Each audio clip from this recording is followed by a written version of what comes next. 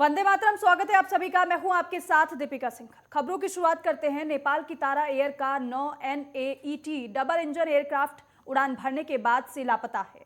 Airport authority के मुताबिक alpha echo tango call sign वाले इस विमान ने पोखरा से जोमसोन के लिए सुबह 9:55 पर उड़ान भरी थी, जिसे 10:20 पर लैंड करना था, लेकिन वो 11 बजे के बाद भी संपर्क में नहीं आया। वहीं पोखरा एयरपोर्ट चीफ विक्रम राज गौतम ने पुष्टि की है कि एयरक्राफ्ट टावर के संपर्क से बाहर है। वहीं काठमांडू में भारतीय दूतावास ने लापता विमान के संबंध में एक इमरजेंसी हॉटलाइन नंबर +977 985 1107 जारी कर दिया है। और तारा एयर के प्रवक्ता सुदर्शन बरतौला के अनुसार विमान में कैप्टन प्रभाकर प्रसाद घिमिरे, को पायलट उत्सव पोखरेल और एयर होस्टेस किस्मी थापा सवार थे। यात्रियों में 13 नेपाली, 4 भारतीय और 2 जापानी यात्री भी थे। ATC से संपर्क टूटने के बाद ये जानकारी सार्वजनिक की गई है। वहीं विमान का पता लगाने के लिए हेलीकॉप्टर भेजा गया है, लेकिन खराब मौसम के कारण खोज में देरी हो रही है। वहीं साल 2016 में तारा एयर का एक विमान नेपाल के पोखरा से जोमसोन जा रहा था, तब भी उसका संपर्क टूट गया था। उड़ान भरने के कुछ ही समय बाद दुर्घटनाग्रस्त हो गया, जिसमें सवार सभी 23 लोगों की मौत हो गई। तो नेपाल में यात्री विमान लापता है, कोई अभी तक पता नहीं चल पाया है। संपर्क पूरी तरीके से टूट गया है, लेकिन अभी विमान के पता लगाने की कोशिश जारी है।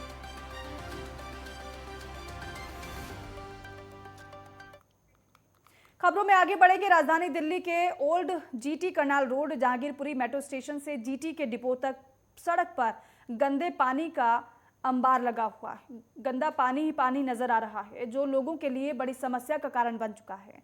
दिल्ली में वैसे ही प्रदूषण फैलता जा रहा है और ऐसे में गंदा केमिकल का पानी सड़कों पर जमा होने से जल प्रदूषण तो हो ही रहा है, बल्कि आने जाने वाले लोगों को बीमारियों का खतरा भी बना हुआ है। दरअसल आसपास की फैक्ट्रियों का पानी ओवरफ्लो होकर मुख्य सड़क पर आ जाता है और यहाँ कई बार सड़क के किनारे इसी गंदे केमिकल का पानी लोगों के लिए ये खतरनाक साबित हो रहा है। पहले भी कई बार लोग यहाँ पर हादसे के शिकार हुए हैं। इस गंदे बदबूदार पानी की वजह से चर्म रोग की दिक्कतें भी इलाके में बढ़ रही हैं। इन्फेक्शन लोगों को हो रहा है और साथ ही साथ प्रदूषण भी फैल रहा है और साथ ही साथ आने जाने वाले लोगों को सांस लेने में तकलीफ हो रही है। करीब 2 किलोमीटर तक के एरिया में इसी तरीके का बदबूदार पानी जमा है, जिसके बारे में कई बार प्रशासन से शिकायत भी की गई है, लेकिन सुनवाई अभी तक नहीं हुई है।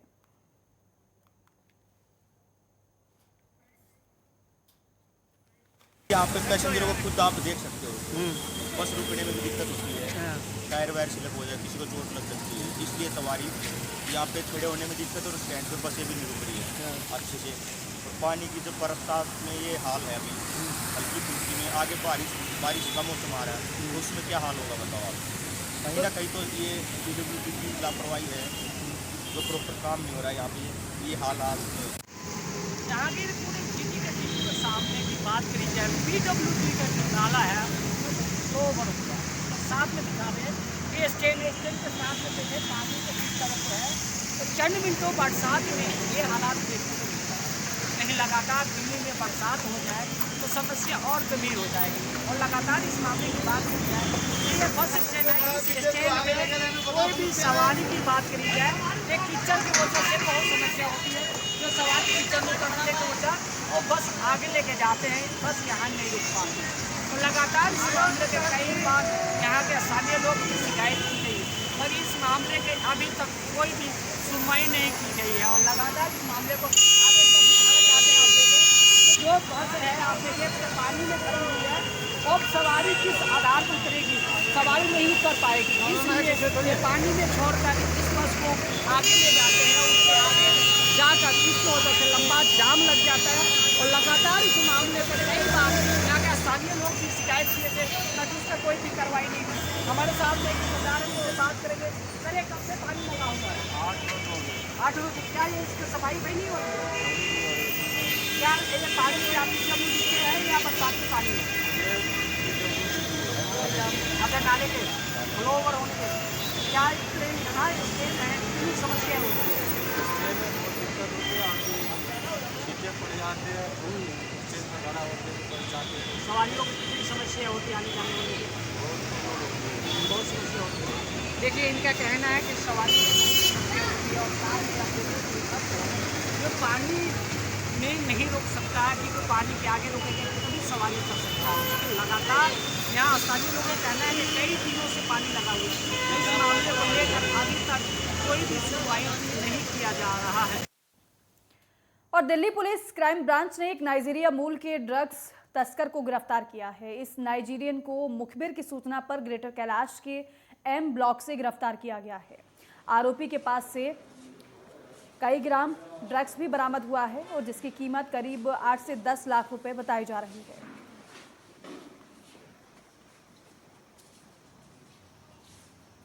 और दिल्ली में ड्राइवर और दोस्त ने मिलकर लूट की घटना को अंजाम दिया। पुलिस के अनुसार ड्राइवर ने पहले खुद ही दोस्त को कैश से भरा बैग दे दिया और फिर पुलिस को गुमराह करने के लिए अपनी ही आंखों में उसने मिर्ची का पाउडर झोंक लिया।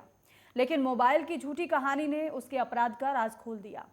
दिल्ली पुलिस ने महज 5 घंटे में 2 आरोपियों को गिरफ्तार कर लिया है। दरअसल मामला दिल्ली के सीआर पार्क इलाके का है, जहां दोस्त के साथ मिलकर एक ड्राइवर ने लूट की झूठी कहानी रची। दिल्ली पुलिस ने दोनों आरोपियों को पकड़ लिया है और लूट की सारी रकम 37,40,000 रुपए बरामद कर ली है।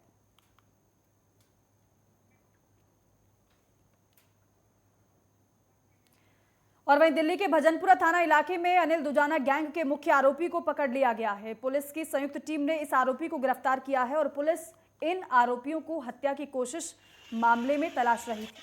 पुलिस ने योजना बनाकर इन आरोपियों को गिरफ्तार कर लिया है।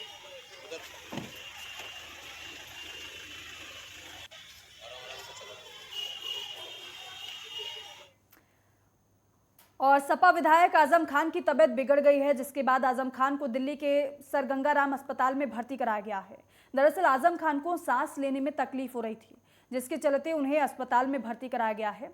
जानकारी के मुताबिक आजम खान के बेटे स्वार सीट से सपा विधायक अब्दुल्ला आजम ने अपने पिता को अस्पताल में भर्ती कराया है। उनका इलाज भी चल रहा है। आपको ये भी बताएं कि आजम खान जेल से आने के बाद कई तरह की बीमारियों से जूझ रहे हैं। हालांकि इससे पहले भी सांस लेने में तकलीफ उनको हुई थी। उस समय भी जब वो सीतापुर जेल में बंद थे, उस समय भी उनको लखनऊ लाया गया था इलाज के लिए।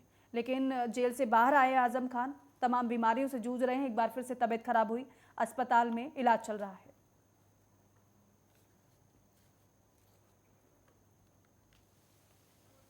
समाजवादी पार्टी के विधायक आजम खान को शनिवार देर रात 3 बजे सर गंगा राम हॉस्पिटल दिल्ली के अंदर भर्ती कराया गया। बताया जाता है सांस लेने में दिक्कत और सीने में दर्द की शिकायत की वजह से देर रात 3 बजे उनके बेटे अब्दुल्ला सर गंगा राम हॉस्पिटल उनको लेकर पहुंचे। अस्पताल भर्ती के बाद आजम खान के कई मेडिकल जांच किए गए और ईसीजी भी की गई। बताया जाता है जेल से रिहा होने के बाद से ही कई बीमारियों से जूझ रहे हैं आजम खान। कैमरामैन लश के साथ में Lovely Bakshi, network 10 Delhi. Delhi police crime branch AGS की टीम ने डीसीपी अमित गोयल की निगरानी में 15 साल पहले हुए हत्या और ऑटो लिफ्टिंग मामले में 50,000 के इनामी भगोड़े हरिओम को गिरफ्तार किया है।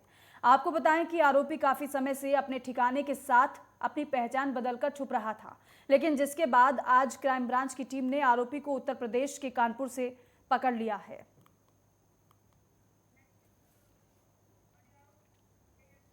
और वहीं नई दिल्ली के कृष्णानगर इलाके के घोंडली में बदमाशों की फायरिंग में घायल दूध कारोबारी जीतू चौधरी की पटपड़गंज मैक्स अस्पताल में इलाज के दौरान आज सुबह मौत हो गई है, जिसके बाद गुस्साए परिजनों ने मैक्स अस्पताल के पास रोड जाम कर दिया और आरोपी की गिरफ्तारी की मांग परिजन कर रहे हैं। प्रदर्शन में शामिल लोगों का कहना है कि जब तक मुख्य आरोपी को गिरफ्तार नहीं किया जाएगा तब तक उनका प्रदर्शन जारी रहेगा। वहीं पुलिस लोगों को समझाने में जुटी हुई है। आपको बताएं कि स्कूटी सवार बदमाशों ने घोंडली चौक के पास दूध व्यापारी पर फायरिंग कर दी थी, जिसके बाद पुलिस ने मामला दर्ज कर 3 में से 1 आरोपी को गिरफ्तार कर लिया है। वहीं 2 बदमाश मौके से फरार हो गए। गिरफ्तार बदमाश के पास से 1 पिस्टल, 5 कारतूस, 1 खोखा और 1 स्कूटी बरामद हुई है। अब कहने का मतलब है कि मेरा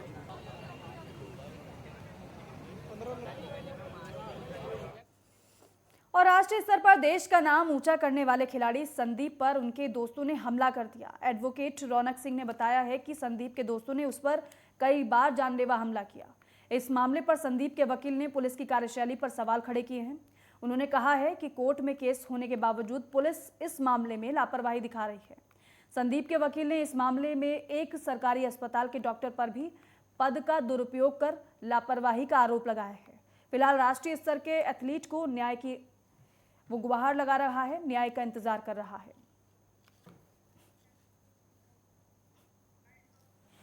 सर, हम बहुत सीरियसली इसको केस को ले रहे हैं और हमने अभी कंप्लेंट फाइल कर दी है। उनका जल्दी नतीजा आने वाला है। उनका जल्द से जल्द एक्यूज्ड अरेस्ट होंगे।